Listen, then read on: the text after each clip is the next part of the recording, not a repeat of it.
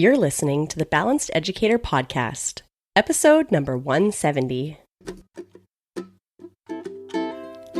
Welcome to the Balanced Educator.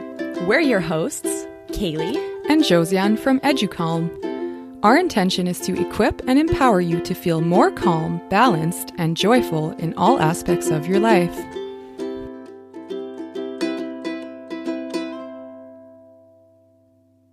Is there a way to live your best life without constantly feeling overwhelmed and burnt out? Would you like to learn how to improve your work-life balance and avoid teacher burnout with some simple yet effective time management tips? Hello and welcome. We are so happy to have you here with us today. In this episode of the Balanced Educator Podcast, we're interviewing Shawna Lapointe. Shawna is a teacher and an old colleague of both me and Josiane. We each worked with Shawna at different times in our careers. She's also a busy mom of 4 and the owner of Too Busy Livin, a business dedicated to helping busy families master meal planning and meal prep so they can reduce overwhelm and live their best lives. Her current focus is the Easy Cooking for Busy Families membership, a 3-month program that provides weekly meal plans and live meal prep training supplemented with workshops and tools to improve your efficiency and prevent food waste. She also facilitates workshops, sells online courses and planning tools, and develops recipes. So in this episode, Shawna shares concrete strategies that will help you leave work at work and enjoy your time at home to the fullest. Shawna is going to teach you an important question you need to ask yourself in order to maintain work-life balance. I love chatting about this with her. She's going to teach you strategies she uses to complete all her work during contractual hours, so no planning or grading at home in the evenings. She's going to teach you some amazing time management skills that she uses at home to reduce the burden of cooking and cleaning, which frees up more time to enjoy her family. And she's going to teach you meal prep tips that will help you save time and ensure you eat what you love without wasting energy. So by the end of this episode, you'll have simple and powerful strategies that you can start using right away to prevent teacher burnout and improve work-life balance. I had so much fun chatting with Shawna. I really hope you enjoy this episode as much as I did. Now, before we dive in, if you're a regular listener of the Balanced Educator Podcast, hi, you've probably noticed that our episodes aren't coming at specific times anymore. That's because in this season of our lives, we've decided to just share our episodes as they come up rather than following a schedule. So we have more great episodes in the works. That means be sure to subscribe to the Balanced Educator Podcast on your favorite podcast app so you don't miss an episode when it drops. Now, a word from our sponsor. Do you want to incorporate social-emotional learning and mindfulness into your classroom to support students with mental health, focus, self-regulation, and emotional intelligence? With so much on your plate as a teacher, you probably just don't have time to get trained, develop resources, and teach the lessons yourself. Plus, you need time for self-care too. That's why we developed EduCalm, to support teachers like you. EduCalm is a fully bilingual English and French co-regulation program created by teachers.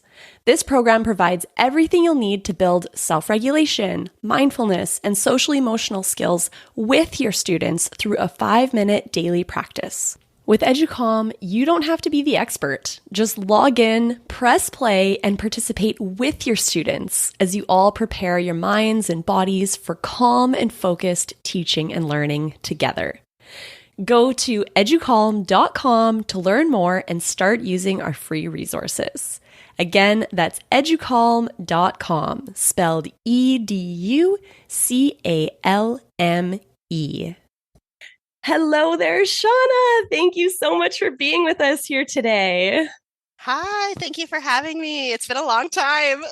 Oh, it has. We loved having you on the podcast, like way back in the early days when we were fresh and new to podcasting. And both of us have kind of grown in our journeys of being teachers/entrepreneurs. So we're so excited to have you back to chat about what you are passionate about right now. I love that. When I was preparing for this, I was just so surprised from the first time we did the podcast to now, how much everything has changed. So I'm excited to share about it. I love that. So, Shawna, I would love for you to introduce yourself and tell us just how did life lead you to where you find yourself today and the things that you're passionate about today?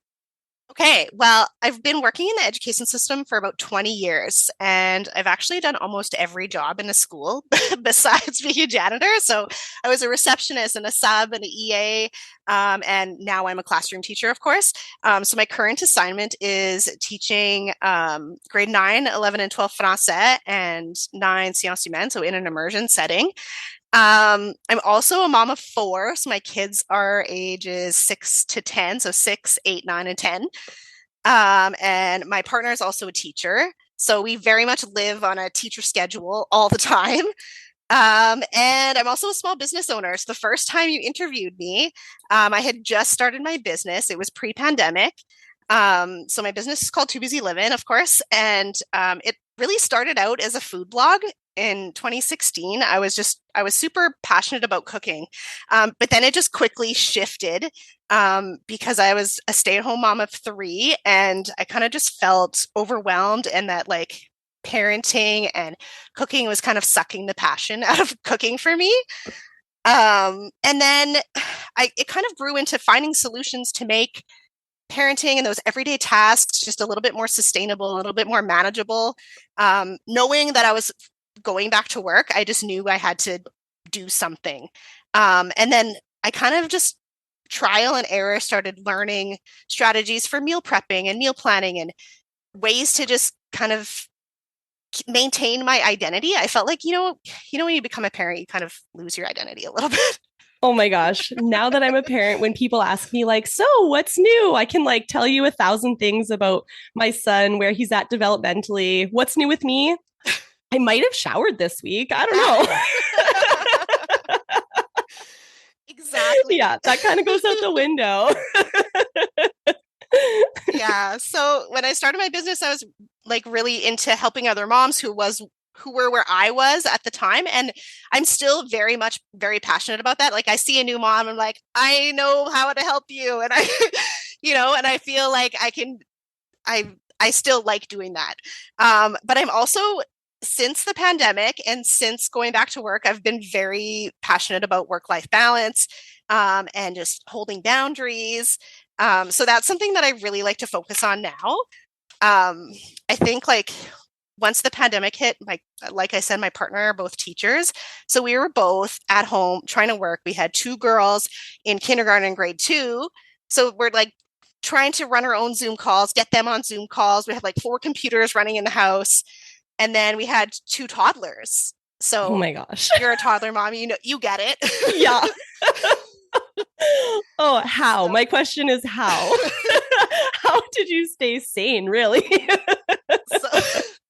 Well, I actually think like that experience was just a catalyst for realizing what is really important, and realizing like there was just a few aha moments that are like, a teacher's work is never done. It's never done. You're always thinking about something. You're always doing something, planning something. So I really felt I had to like acknowledge that and accept that I need to make a change to make teaching life and parenting life just more sustainable, and just more. I want to say pleasant. I know that's not the right word, but I don't know what. I know what you mean. It's like. For myself as a parent, I kind of have always been very like career driven and goal driven and like very organized and on task and like have my list of things to do and I get it all done. And that's like just been such a big part, I would say, of like my identity before becoming a mom. And that was something that really tied in well with being a teacher. It was like those skills work really well when you're a teacher and constantly having to like function at your highest ability.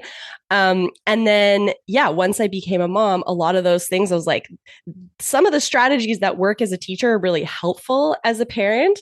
But some of the things were like, I had to let go of this part of my identity that was like wrapped around this always functioning at 100% and having grace for those days that I'm like, you know what? I completed the things that are the most important and I have to let everything else go.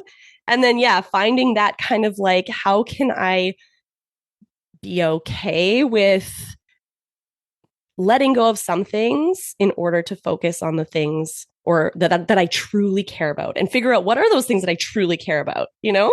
Because you can't do it all. And, I think that as teachers, we're generally like givers more than takers. And it's hard to kind of just focus on yourself sometimes and pay attention to yourself. And you feel like you're being selfish, but it's really not selfish. Like you are your best person when you are taken care of first. So I think accepting that I get to decide how I spend my time, and that's my time at school. That's my time after school. I get to decide what I do in those hours.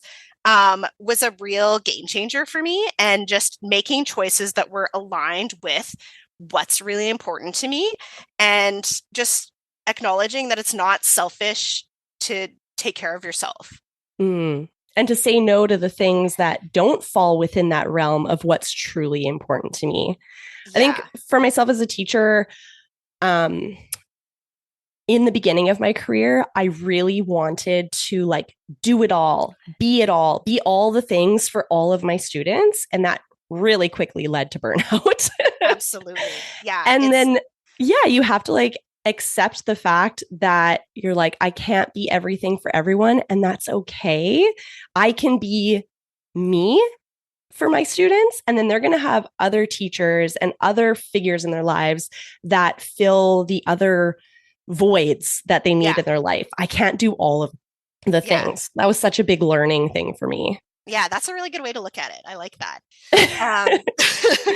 And for me, it was like that mindset shift of like, do I want to just be miserable and still do all those things that I did before I had kids, before the pandemic, or do I want to kind of have a more happy and fulfilled life? And for me, it was like right away, I knew like during the pandemic, we would have our days, our school days, and then the school time would end. We would have dinner. We would do all the kid things.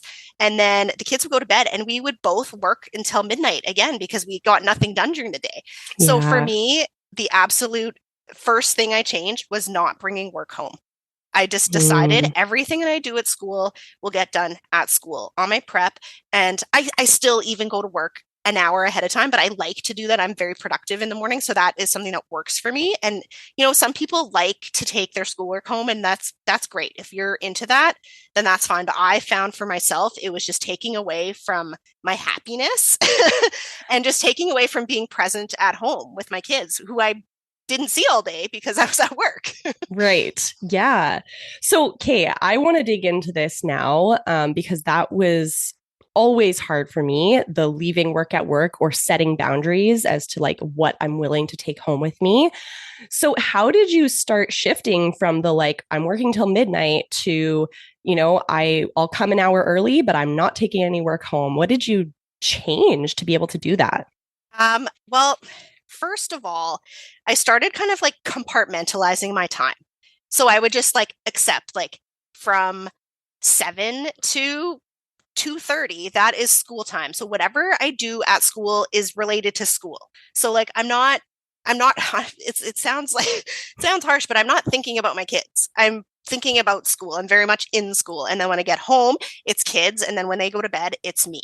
So I kind of just started like blocking time. I love that, because I feel like anytime that we're like shifting tasks or shifting mindsets, that's kind of like an energy suck. We're having to like restructure how we think, our speed of doing things, kind of that like cadence of how our work goes. And anytime you're shifting from, okay, this is my work brain to home brain to personal brain, that makes total sense that you would kind of compartmentalize those things and say, okay, when I'm at school, I'm in teacher mode and I focus 100% on teacher me.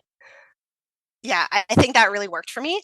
But the other thing that I did was like thinking about those perpetual tasks, those tasks that are nonstop that keep piling up. So like laundry, cooking, cleaning, lesson planning, marking, those things that are just cycling through your life. They're never stopping. As soon as you finish, there's always something waiting for you. So I found I really like tried to think of ways to simplify those things, because those were the energy sucks. That was the feeling of doom that this is never ending. So I really tried to focus on those specific tasks and how can I simplify those? How can I save time doing those? I love that because those are such energy drains, because it's constantly like you feel like you never get to pat yourself on the back and be like, I've completed this task. It's like you never get that feeling of, I've done this job and I can move on to the next, because grading and laundry and cleaning the house is just like a perpetual nonstop. And that can feel so unfulfilling or like heavy. So tell me, how did you take these tasks and make them a little bit more easeful or feel better? Okay, how much time do you have? Well, how about we focus on, one or two? We can't do all the tasks, but okay, so I'll talk about home first, and then I'll talk about school, and I'll keep it short. So for home, I really focused on meal planning and meal prepping.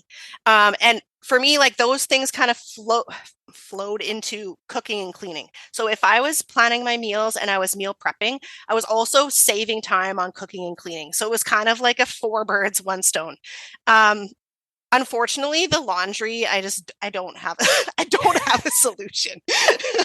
We do so much laundry. And I mean, when I was a stay-at-home parent, I would just like put load in the morning, and then I would just keep going all day, like a load a day. And that just seemed to work. But now we just like pile all our laundry up until the weekend, and it just gets done by everyone kind of helps out with their own laundry. So that's better. But if you're a parent of younger kids, like your time will come.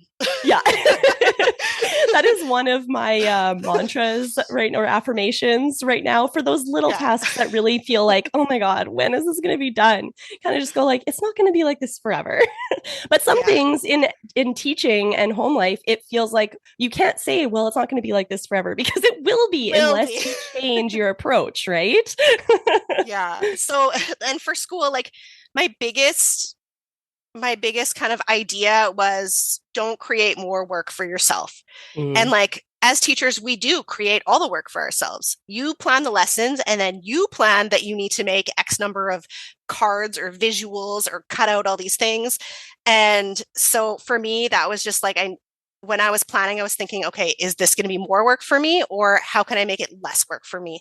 So like things I do in my classroom, especially just like the marking, I try not to create marking tasks. And, it's like some things I do have to sit down and mark, or just like give feedback on if it's like a writing task. But other ways that I kind of do that in a classroom is like, I do a lot of forms. Like I get lots, and if it's like things that can be easily answered, then I can just have like a answer key or whatever, and it just gets so I do like practice exercises, things like that. I'm not making how do you say that in English, or cutty shape? Like good question. How do you, as soon as someone asks me, like, how do you say this in the other language? I'm like, I know that's in my brain somewhere, but for some reason it's so hard to do that. So like the answer key, answer key. Yeah. So I use a lot of forms, and even just like feedback forms for kids, like just a quick check-in, like, how are you doing? How are you feeling about this concept? Is this working for you? And like kids, I feel like kids are really more, high school kids anyway, are more willing to kind of share more at the keyboard. So they'll be honest. So I think it works. But instead of just like taking work in, I just like walk around the class and like conferencing, peer editing, talking with the kids, getting them to self-assess, doing a lot of like getting the kids to task while like as a class, instead of giving tasks to take back. Yes. So that's something that I shifted in my teaching as well so much, is just like, I hated doing corrections. It felt pointless, because then you'd hand the test back to the student, they look at the mark, and that they don't look at anything else. And I'm like, how is this improving their understanding? Or how are they, because like the second they saw the mark, I mean, not all of them, some of them really wanted to understand, like, how could I have done this better? But most of the time they see the mark and that's it. And I just, it just never sat right with me. So yeah, I corrected next to nothing. My students would correct their own tests. And it was just like, okay, show me your colored pen. Everyone hold it up so I can check that you have a colored pen. There's nothing else on the desk. And then I would go through the answers to the test with them.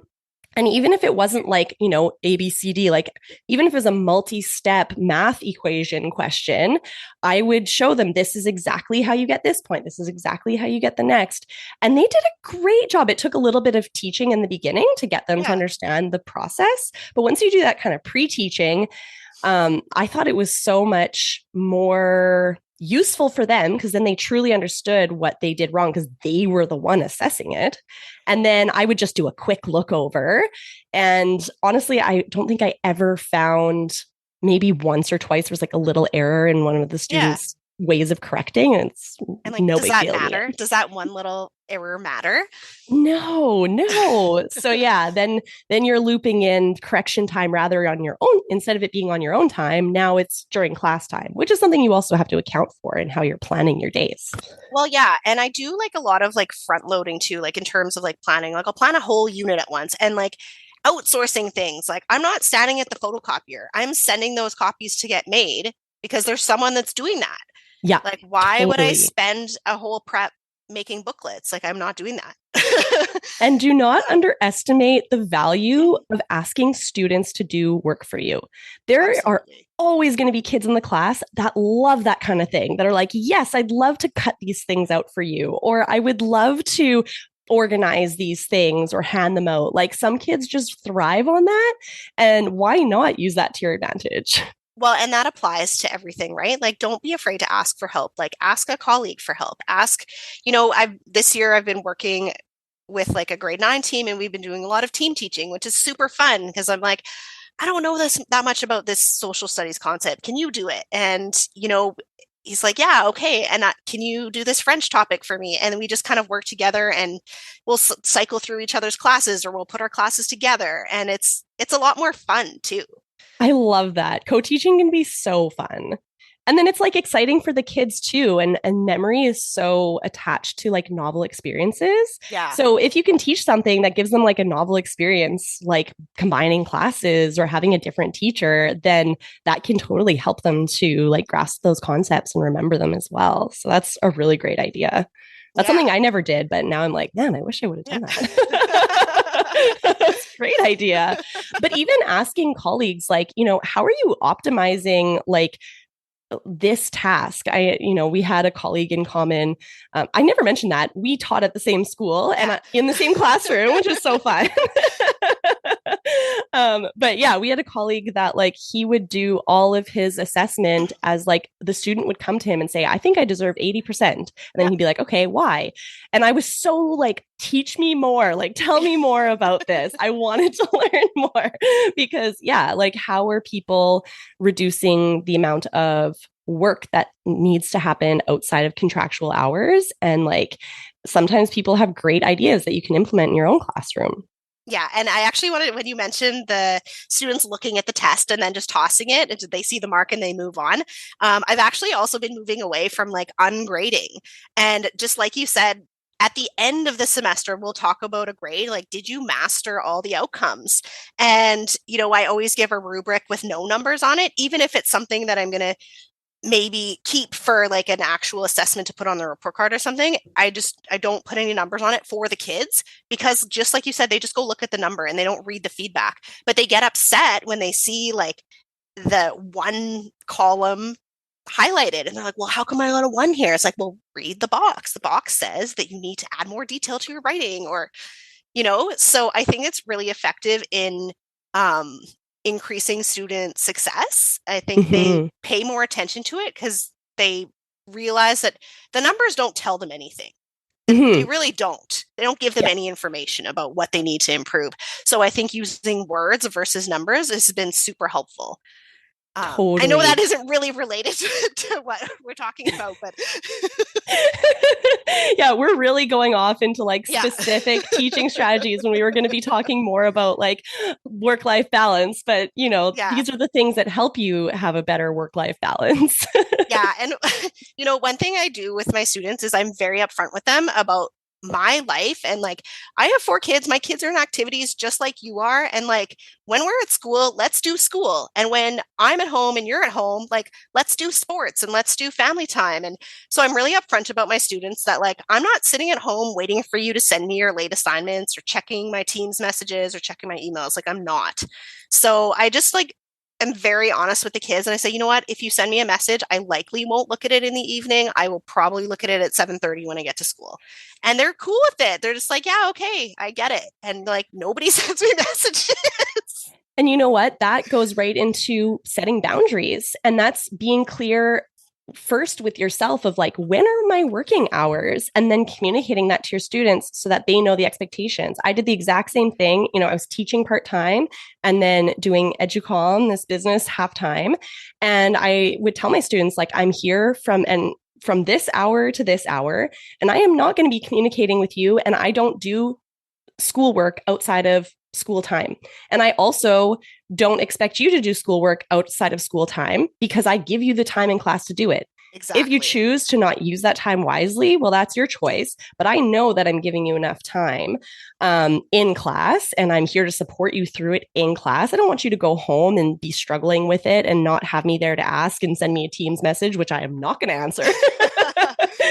I'll answer your questions in class only. And it takes some time to figure out like, what are those boundaries for yourself so that you can then communicate them to your students. Yeah. And I think it's good modeling too. Like high school kids, they want to do it all. They want to do the sports. They want to see their friends. They want to get good grades. They want to have a job. And it's hard for them to manage all these things because it's new and it's exciting and they want to do it all. So I think it's really good just modeling in general to say like, you can do all the things, but maybe not all at once. You have to pick. Totally. Actually, one of the courses that I taught was a business course, and I would make my students submit every week their calendar of like, literally they would block out the days. It would be like a week calendar, and they would tell me what they're doing during each hour of every day. And that was an assignment. That was a weekly assignment that they got graded on. And it was about managing time and being honest of, this is when I'm working on this, and this is when I'm hanging out with friends, and this is when I'm working. And then they got to learn that skill of like, I shouldn't be overbooking myself. I can't say that I'm going to do 10 things when I literally only have time for 5. But I could only teach that once I learned that myself. Yeah. And I think it's really good exercise. I use that exercise too in some of the workshops that I do. But I think it's good just to have a visual on paper of, this is how I actually spend my time. Because I think sometimes we feel like, especially as parents, you're like, you're always getting snacks or you're always cleaning the kitchen, but you're not actually. And just like write it down, look at what you're actually doing, and then kind of see where you can give up more time to dedicate to other things and where you need to take some time back. Yeah. So what does that kind of exercise look like for you? Like, how do you teach that? It's actually just exactly what you mentioned. I just give like a grid with 24 squares, and I have like a legend, and I just have colors associated with like home, work, like my time for myself, time for my family, and sleep. And I just have people color in the boxes and just see like the color map. And even for myself, I show them an example of like, when I was a stay-at-home mom, what did my color map look like? And when I was teaching full-time, what did that look like? And what does it look like on the weekend? And so it's a good starting point to kind of say like, oh, I need to take back some time here, or I need to just focus on what's really important to me. Because sometimes your calendar doesn't even reflect what's your values and what's actually important to you. And that is so important, is that questioning of like, am I spending, because a lot of times when we feel depleted or drained or like we don't have a good work-life balance, it's because we're spending time doing things that don't align with our values. So if we can be clear on, how do I really want to spend my time based on what is important to me, and then start saying no more to the things that don't align with those values and yes to the things that do. And right away there, you have way more energy than you did before because you feel like you're doing things that fill you up rather than drain you. Yeah. And you have like that feeling of like, not the need to do's, but there's like the need to do's that you actually really need to do. And then the feel that you need to do's that are kind of like, you have pressure coming from outside sources telling you that this is important, but it's not actually really important to you. Yes. Yeah. Yeah, and the should do's. Anytime that you say, I should do this, that is a clear indication that you don't actually care about it. And you feel like you need to do it based on someone else's values. Yeah, so that's a no. As soon as you say should, just take that off. Let it go.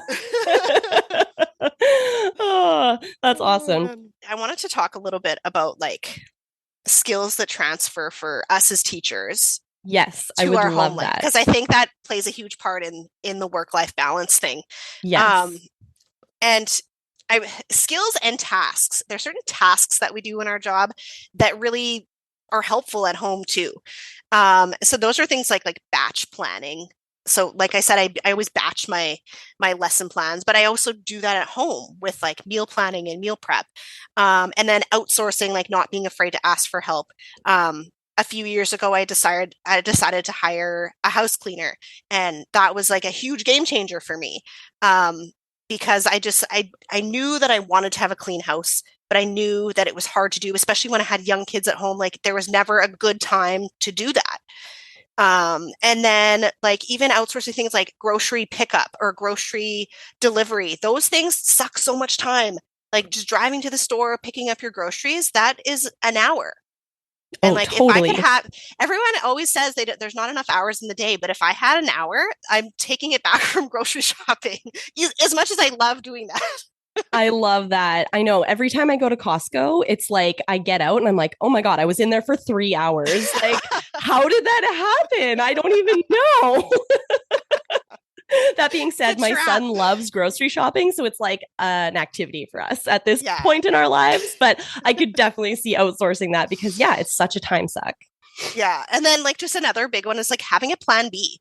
So, like at school, it's unpredictable. And that is like also a skill, right? Adapting, being flexible, going with the flow. That is something we have to do every day as teachers. And just like give yourself permission to do that at home.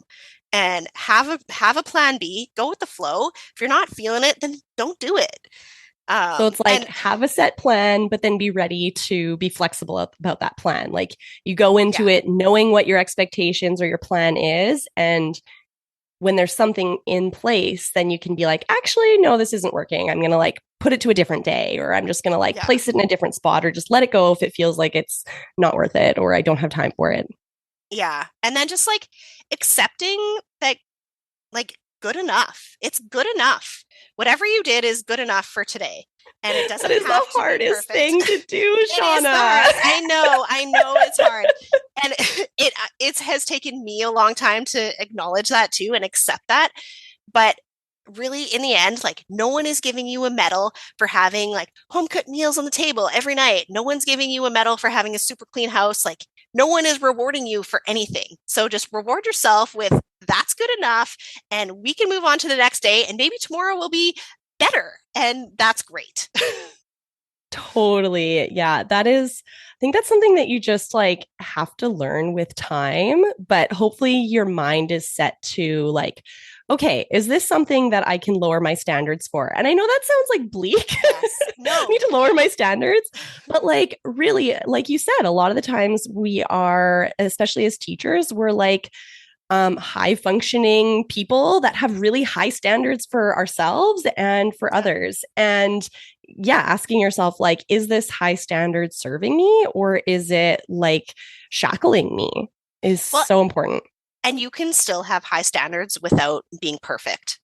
So I think you can still maintain like a standard by incorporating some balance. Like it's balance, right? So you want to just accept good enough. And some days are amazing and some days are not. And that's where the balance is. Yeah, totally. Or like, this is an area in my life that quality is really important to me. And then this is an area of my life where it's less important. And so I can let this thing go because it's not as important to me. Exactly. Okay. So tell me more about feeding ourselves, because that is like, I go to you for inspiration and learning, like literally daily. You share the most amazing information on your Instagram. Everyone needs to follow you because you brought me back from like postpartum. I was like I hated being in the kitchen. And that was so hard for me. Like it hurt my heart because I've always loved cooking. I love being in the kitchen. And I just went through a phase where I was like, I don't have time for this. But the things that you share have allowed me to like get that joy back in the kitchen. So tell me more about your meal planning, meal prep, your genius. Okay, so like for work specifically, like I always try to have like a great lunch because I feel like a great lunch will get you through a bad day. So I always just try to focus on just like having prepped things that I can throw together a good lunch. So like having rice or quinoa or grains in the freezer and just like chopped veggies that you could throw together in a bowl or in a salad. And then I always have just soups in the freezer because like sometimes you just want a nice warm bowl of soup. So things like that. Make ahead breakfast too. If you're a breakfast person, I'm not really a breakfast person. I know that's bad, but I love make ahead breakfast on the weekend. Yeah. So like just having like egg sandwiches or breakfast burritos or like even like chia pudding. Sometimes I'll take a chia pudding in the morning. Just things that are make ahead that you can grab that are nutritious and they fill your belly and they're delicious that make you feel good. Yes. But for home, like I still try to keep it simple. But again, that balance, like sometimes we have chicken fingers and fries and sometimes we have a Costco lasagna and that's okay. And I always kind of try to plan with my energy in mind. Like I know that Thursday, Friday, they're not good energy days for me. So that's when I kind of work in those easy meals that I can just throw in the oven. And I know that I'm very committed to doing a meal prep on Sunday. And I only spend an hour doing that. I don't spend all day because then you get to that feeling of, I don't like being here. I don't like doing this, that kind of kitchen burnout feeling. So I only spend an hour in the kitchen on Sundays prepping, but I'll prep for the most important things, like the things that I want to eat and make sure that we have fresh veggies. Because I know that if I don't chop those veggies, they're just going to sit in the fridge and not get eaten when I'm feeling in a slump and I want a snack. Right. So I think just like prioritizing, again, like all these teacher skills coming back into play, prioritizing what is really important. Is it important to me to have veggies? Yes, it is. So I'm going to prep those things first. And just kind of anytime I look at a recipe, I try to think like, how can I make this faster? How can I make it easier? How can I make it quicker? So yeah, just really, there's a whole bunch of strategies at play. But those are kind of the basics. I love your strategies. I love how you talk about like just, figuring out your values, figuring out your energy levels and planning for that.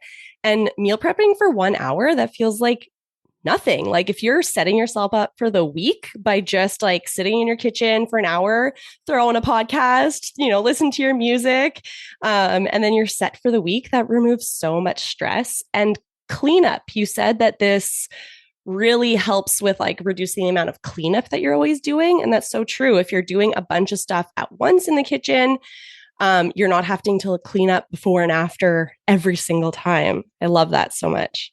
Yeah, I think you'd be really surprised to see like how effective 1 hour actually is. And it's not just 1 hour puttering, it's like 1 hour focused attention. Right. So I want to make that clear. Like put down your phone and, I always try to do this like right after breakfast, once I've fed my kids, because when I'm standing in the kitchen, my kids feel like it's open invitation to ask for food. Right. So, I feel like that for me, that's a really good time to do it is when they've been fed. They're not going to ask me for food and then they go play and I just get in the zone and do it. And it's super effective. And you can almost eliminate most of at least the prep dishes that you would have to do during the week. Yeah. And then you're not like, if you're doing all of your veggies at once for the week, then you're not having to like wash that knife after each time you cut up a veggie, like you get it all done at once. I love that. So there's one strategy that you've shared that I've like really put into action for myself and it saves me so much time and energy. And it's like my favorite thing. So you talk about making extra and then freezing some. Which is like, I don't know why I didn't think of that sooner, but like my husband and I, before having a kid, way of doing things was like we'd make one meal in bulk and we would eat that all week. Like we were we didn't need variety in our week. We were like, I'm just happy to know that there's something in the fridge that I can eat for leftovers all week. My son, who's now a toddler, not interested in eating the same meal twice. Like he can love it the first day and then you give it to him the second day. No, thank you. So what I've started doing is that I like make a big batch of whatever it is I'm making, whether that's like muffins or like some sort of snack thing or like a supper thing. I make it and then I freeze it in portions and then I'll like cycle it through the week. So for example, I'll make one type of muffins on Monday. So I'm cooking that once on Monday, but then I save just the muffins we're going to eat for that day. And then I freeze the rest. And then the second day, I'll make muffins again, a different kind. He really likes muffins. He just wants a different kind every day. And then I'll freeze the rest. So after like 3 days of making muffins, that's my muffin week. I make sure I've got all the ingredients I need. 3 days of making muffins. And then I'll usually double each of those recipes. So then now I have a freezer full of muffins that we can cycle through so he doesn't get sick of them for like the next 2 weeks. Yeah. So I've done like 3 days of baking and then we have baking for so long. And whenever I'm like, oh, I don't know what to give him for a snack or I don't know what we're going to eat for breakfast today, I can just grab something from the freezer. So that has been the best strategy for me that you've shared. Okay, well, let's level up that strategy. Okay. Right? So the cycling's great, right? You're doing the work once and then you have meals forever, muffins forever. We're really into muffins in my house. But think of it also like you only have to do muffins once a week. And then the next week, make a different kind of muffin.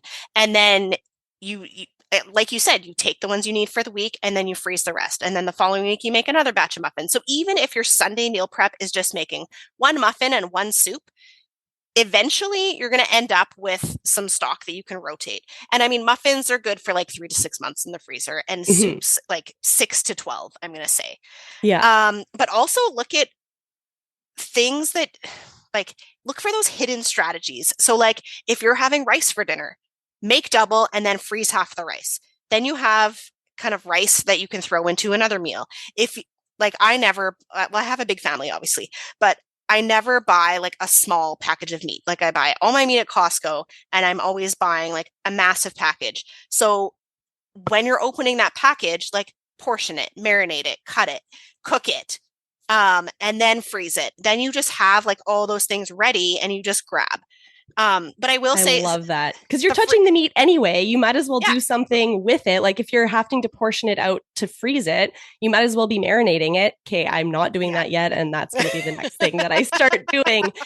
And, you know, there for a while ago, there was like a reel that went around for a long time that was like, name one thing that you learned and then now it's just automatic. I feel like that's so many of the strategies you share. At first, like you share it on your Instagram and I'm like, oh, that's so smart. And like, why didn't I think of that? It's so simple, but so effective. And then it just like becomes part of my regular. And you've saved me countless hours in the kitchen and countless amounts of cleanup, which is like wonderful. Thank you. Well, yeah. And like in my programs, I run a 3-month membership program. And that is the idea. The idea is to just start small with one strategy and then kind of slowly start to incorporate that. And then when that's a habit, then add more things. There's nothing worse than, and like I have a ton of strategies. You have like my ultimate guide and it's full of things that you can do. But the worst thing, I'm going to just say this, the worst thing you can do is go read it and be like, I'm going to try all these things right now. That's right. Like instant overwhelm. So like just start small, tweak one thing at a time, and then slowly build those habits. And then those will be things that you just do automatically. Totally.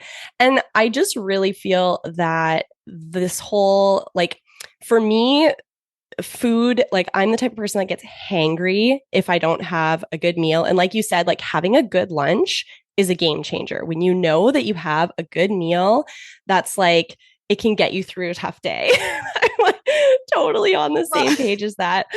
And I just feel that like so much about teaching and the skills and mindsets of teaching go like transfer so seamlessly to this like mindset and skills with meal planning. It's choosing your values. What do you really care about? Creating boundaries. When am I going to do my meal prep and when am I not? You said you do yours on the weekend after breakfast, like, when that's going to happen. And like learning how to streamline your skills to make it be able to fit within that boundaried time. Yeah, well, and it's problem solving too, right? Like we do a ton of problem solving in our in our daily work. Yeah. But things come up, things happen. You get home and maybe you get locked out of the house, or your kid's bus is late, or one of your kids is having a meltdown and it's slowing you down. And those are all things that you need to problem solve. And just having that whole meal prep, meal planning piece taken care of helps navigate that too, because you can be more flexible because you've already thought of that stuff and it's not consuming.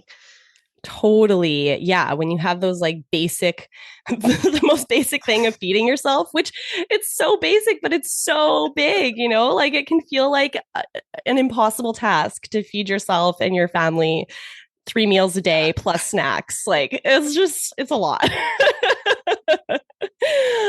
So yeah, I just want to personally thank you for all the things that you share because they've been so valuable in my life. And our listeners really need to connect with you. So how can they connect with you after the episode and learn from you? Okay, well, I have lots of ways that you can connect with me. My Instagram is at Too Busy Livin 204. And so IG and Facebook. I run a membership called the Easy Cooking for Busy Families membership. I run it 3 times a year. So it's usually January to March and then April to June. I take a break for summer holidays. And then we start back up like end of August, just so we can get that back to school meal prep in. And then usually it ends in November, December, kind of depends. So it's like a 10-week program, and the focus is really on a lot of the things that we talked about today, but everyone kind of comes in with their own goals. And I have the members fill out a survey before we start, and just telling me like, what does your life look like? What is happening in your family, and why did you want to join this? And we kind of just target individual, like everyone kind of has their own goal. But we work on it together. So we do a weekly Zoom prep call. So we meal prep live together. So I provide a meal plan for anyone who doesn't want to think of the meals. But people usually kind of pick and choose from the meal plans I give them, or they just watch a recording and make the meals the following week, or they just plan their own meals. And we just have like a sense of community, and prepping the meals together just really helps people stay focused on the task. And just have that accountability that every Sunday we're going to meet on Zoom and we're going to be prepping for an hour and it's going to go down. So that's really part of the membership. I do kind of like bonus workshops and bonus videos, and I have a resource library for the members. So really, if you want to get the most out of me, it's the membership. That's where everything is. And then I have my website, toobusylivin.com. There's all my recipes on there. I think there's even our old podcast blog post on there from pre-pandemic.